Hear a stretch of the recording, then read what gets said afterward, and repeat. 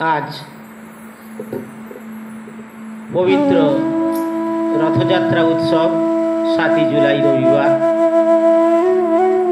এই রথযাত্রা উৎসব উৎকলীয় পরম্পরায় সর্ববৃহৎ উৎসব। শুরু হয় জগন্নাথ মহাপ্রভুর স্নান যাত্রার মধ্য দিয়ে।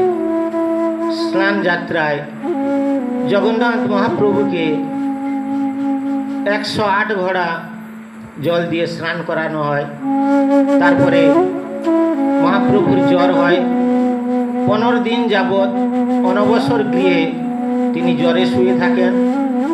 বৈদ্যদের দ্বারা বৈদ্যরা জড়িবুটি দেয়, সেবায়েতরা সেবা করেন। 15 দিন পরে সুস্থ হয়ে ওঠেন। এই 15 দিন ভক্তের সাথে ভগবানের দর্শন হয় না। 15 দিন পরে মহাপ্রভুর নেত্র উৎসব হয়। এই নেত্র উৎসব হচ্ছে ভক্ত ভগবানকে 15 দিন যাবৎ দেখতে পাননি। ভগবানও অধীর আগ্রহে ব্যাকুল, ভক্তদের সাথে তার দেখা হয়নি। তাই 15 দিনের পর তার নেত্র উৎসব হয়। তিনি নেত্র সর্বস্ব দেবতা। তিনি তার নেত্র দিয়ে ভক্তগণকে দেখেন।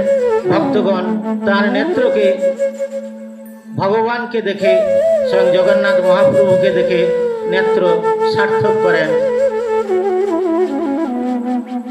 তারপরের দিন হয় পবিত্র রথযাত্রা উৎসব। মহাপ্রভু নেত্র উৎসব বা নবযৌবন যাত্রার মধ্য দিয়ে পরের দিন নবসাজে সজ্জিত হয়ে মাসির বাড়ি অর্থাৎ গুন্ডিচা বাড়ির উদ্দেশ্যে তিনি রওনা হন।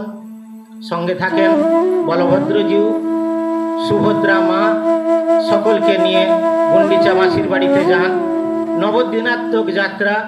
9 দিন পরে তিনি আবার প্রত্যাবর্তন করেন, যাকে উল্টো রথ বা পুনর্যাত্রা বলা হয়।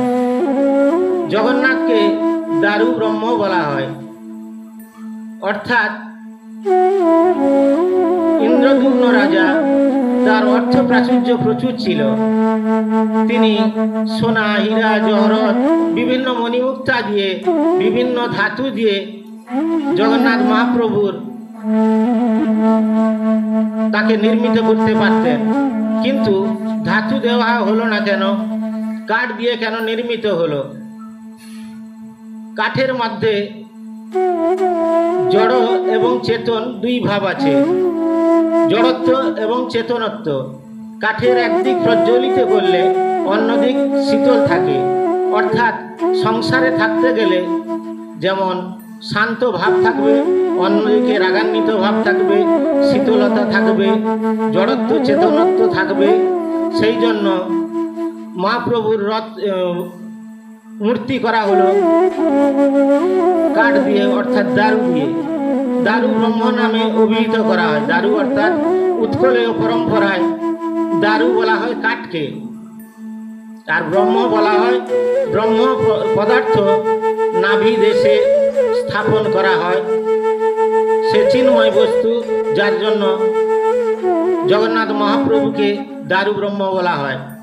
বিভিন্ন ধাতু দিয়ে তৈরি করলে সেটা এতখানি সুন্দর হতো না। যেমন আমরা কোনো ধাতুকে একদিকে যদি আগুনে ঢুকিয়ে রাখি, অন্যদিকে সে সমপরিমাণ তাপ তার শরীরে প্রবাহিত হয়, তাকে ধরা যাবে না।